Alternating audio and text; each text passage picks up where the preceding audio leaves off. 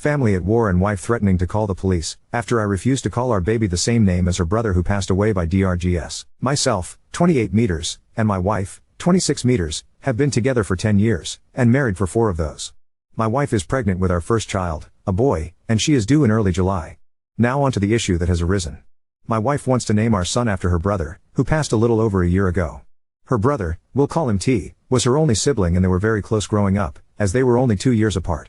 However, her brother was not the most pleasant person.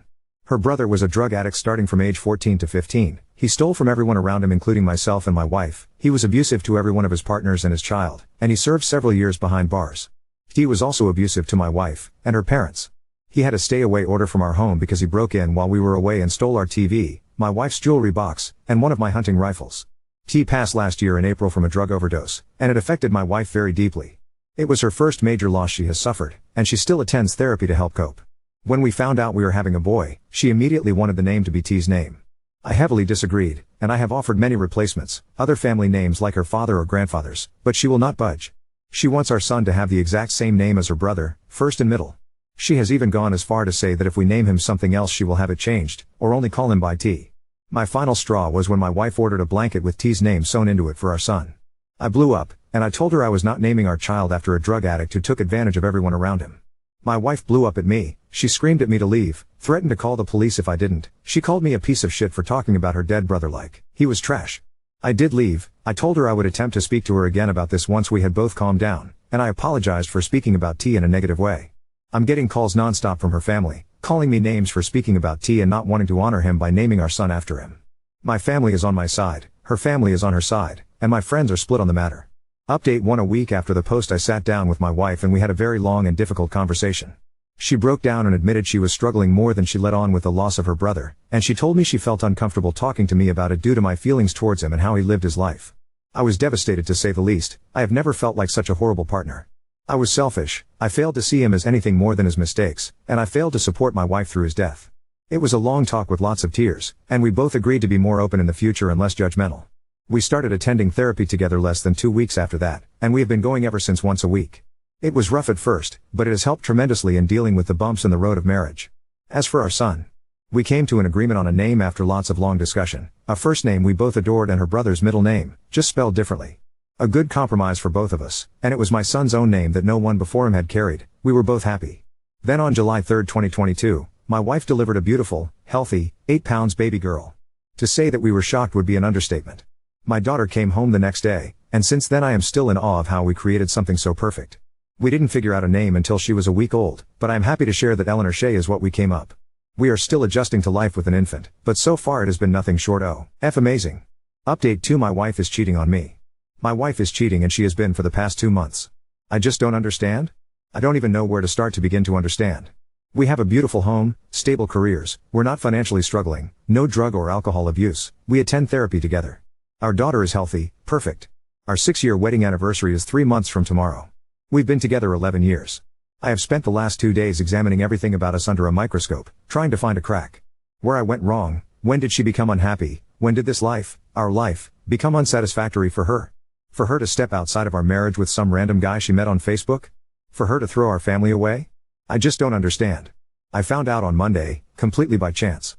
My daughter's tablet was dead, I grabbed my wife's iPad so she could watch her nighttime videos and go to sleep. Wife isn't home right now, she's on a trip and won't be back for another 4 days. I keep hearing message notifications dinging on her iPad while my daughter has it, so I took it to turn it on silent only to see a man's name I didn't recognize with a little winky face next to it. I went through everything. They've done it all, met up, spent the night together, went on dates, they even have a romantic cruise planned for next month. The same cruise she told me was a bachelorette trip with one of her friends. All of these outings that I encouraged. She told me they were with friends, I encouraged her. I was so proud she was getting out there and becoming more social, since she expressed motherhood made her feel like a recluse. And after digging a little deeper, all of these new friends she's been out with don't even exist. All lies. They are characters she's created to continue her relationship with this man. I feel like a complete and total idiot. I never second-guessed a lie she fed me. I gave her my 100% trust. We've been doing couples therapy for a year, we communicate, we go on dates, we get each other gifts, our sex life was great, I never not even for a second would have suspected this. I don't know how to confront her with this, I don't want this. I don't want to split up our home. But I know that this isn't something therapy can fix, I know myself well enough to know I'll never be able to trust her again. Do I just let go? Let her go be with this man who clearly makes her happier than I can? My entire existence is intertwined with her. How do I even begin to untangle that and separate? I have 4 more days to sit and overthink this. I genuinely don't know China man? Thank you everyone for the advice. I am trying to keep up with comments, and eventually will reply to everyone.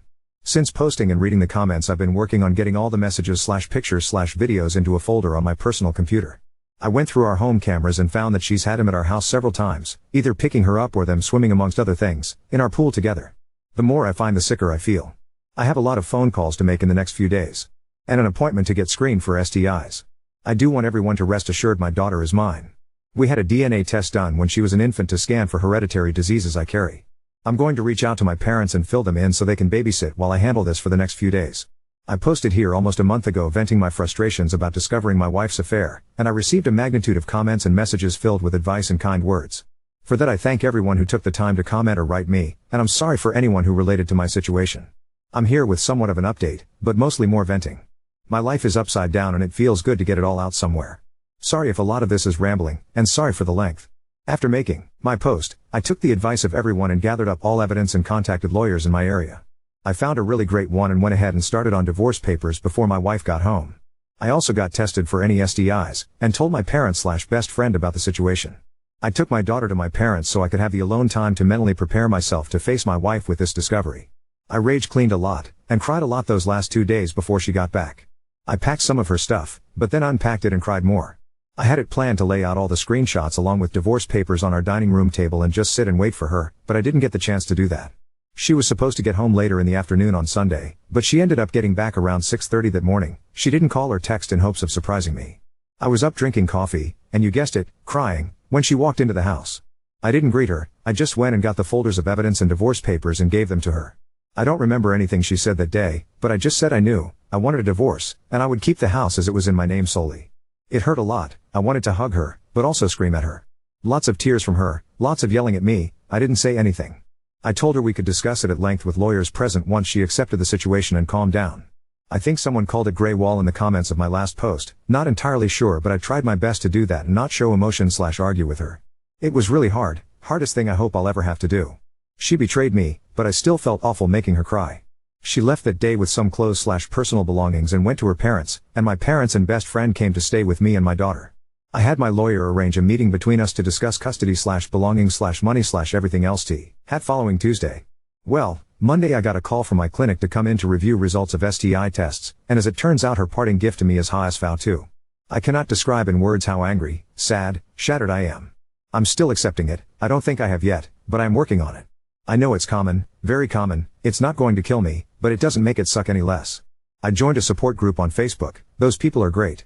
Going into Tuesday with that knowledge was awful. I felt so much shame bringing that up in front of not only her, but both of our lawyers. I knew if I tried to discuss it with her privately it wouldn't go well, not with the amount of anger/sadness I had in my system. She never apologized, she was a different person that day. I felt like I was looking into the eyes of a complete stranger, no emotion whatsoever. Divorce-wise everything is cut and dry. We separated finances, the house is mine, we are just waiting the 90 days for it to finalize. There were no objections on her end but one, she wants to terminate her parental rights over our daughter. I say wants, she is terminating rights, at least trying to. She doesn't want her anymore. Our daughter, our baby. I was fucking blindsided. I'm still blindsided. My daughter is 1, but she loves her mama. Mama was her first word. She is 1. It's been 3 weeks, and the pain I have felt, the pain for my daughter, for my family, has been indescribable. I don't know who she is anymore, I don't know what changed or when it changed, but it terrifies me. I feel like my entire life was pulled out from under me. I haven't talked to her, per lawyer's advice and my own fear of what I would say. She hasn't seen our daughter, she told me that day she didn't want to. She didn't want any pictures from our home, any memories. Just her clothes and electronics. I don't understand any of it, I don't think I ever will. We have to go to court for her petition to terminate rights, and I don't want to look at her. I just can't accept this as reality right now, not after everything. I'm trying as hard as I possibly can to keep a positive outlook on everything and be strong for my family and my baby, but this has been so hard. I hope a year from now I can look back and say I survived that, but right now it feels impossible to even see next week. I'm not suicidal, so don't take it as that, I'm just emotionally, mentally, physically demolished. Absolutely demolished. Hi there, for anyone who has messaged me and the loads of comments I have received regarding my past venting on this account, apologies first off. I genuinely kinda forgot I had it. Not much of a Reddit guy, but I've been getting into TikTok lately and saw a video about a super depressing Reddit story, and remembered my own super depressing Reddit story lol. It's been around 8ish months since I posted here about my upside down situation, and a lot of people messaged me in that time wanting to know how I was and what unfolded, and I really appreciate you strangers for all the kind messages.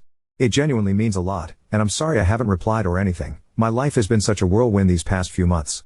It's hard to believe that was that long ago. To sum up the sad stuff, first off, my divorce was finalized without any hiccups or holdups. I'm still in the works of trying to sell our old house, but in the meantime we moved to a new state. My ex is still in the process of petitioning for termination of parental rights. I've only seen her 3 times since moving, and it has been to fly out for court. I was granted temporary full custody in the process, per her request and suggestion, and she was not mandated any visitation and has denied any offer of it. She has not seen my daughter in 7 months. She has requested not to. I don't know what else she's been up to or if she is still with her boyfriend or not. Since the divorce, it has been in best interest of my mental health to keep the contact as minimal as possible, and she has done the same. I have offered many chances for her to visit with my daughter, whether it be video call or flying out, and before we moved I asked weekly, but it was always a no. Her parents still video call with my daughter, and we're hoping they can fly out over summer and spend some time with her. They've been cut off by my ex as well. I'm not sure what changed, but I can't change it back, and I am accepting it mostly. I wish her well in all future endeavors. Now for the happy stuff that has happened. Firstly, I am a proud Arizonan now. Never saw myself moving here, but we have loved it so far. My parents packed up and came with us, and I don't think I've ever seen them so happy. My daughter is doing amazing. She will be 2 years old in July, and she is the smartest, funniest toddler I've ever met. She knows her ABCs, can count to 20 without help, loves animals and bugs especially. She thinks farts and a cow mooing are the definition of comedy, and she doesn't know, but she has been my biggest motivator to heal from this whole ordeal and be my best self. Like, I genuinely don't know how I helped make such an awesome kid. The more her personality grows, the more in awe I am of just how cool she is. I could talk for days about her, so I'll cap it here before this ends up being a Harry Potter length post lol. As for myself, I'm in therapy and have been throughout these 8 months, and I'm in a much better headspace. I'm working on getting back on top of my health, as I did put on about 30 stress pounds. I'll get there eventually, but I'm not sweating it too much.